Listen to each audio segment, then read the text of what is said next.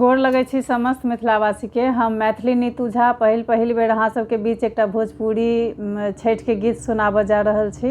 तो सुनो ई छठि के गीत।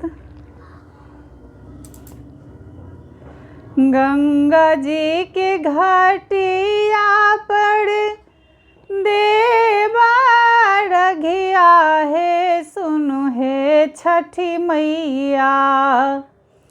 गंगा जी के घाटिया पे देवा रघिया है, सुन हे छठी मैया।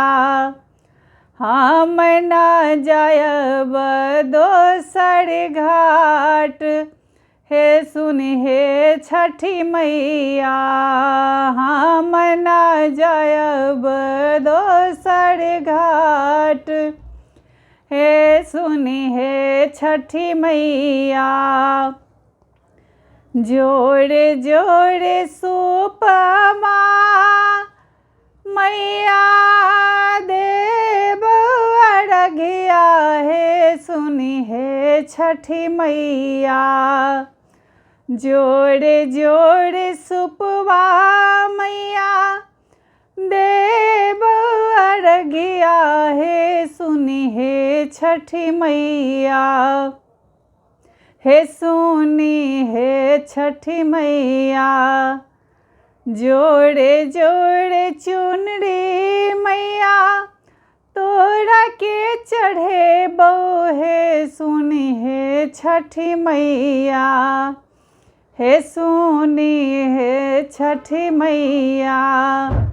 मानसा पूरा दिन हमार, हे सुनी हे छठी मैया।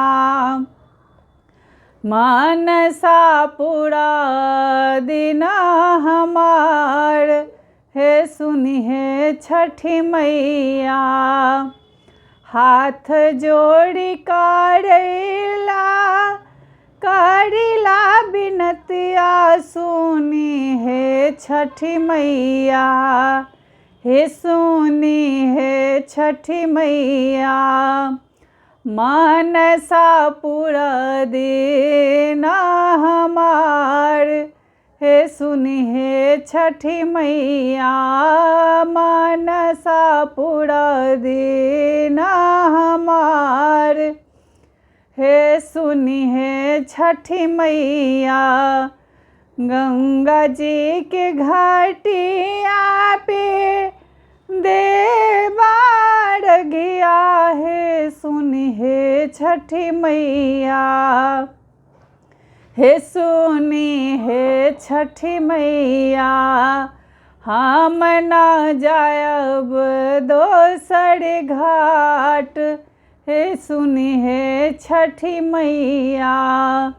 हम न जायब दोसर घाट, हे सुनी हे छठी मैया।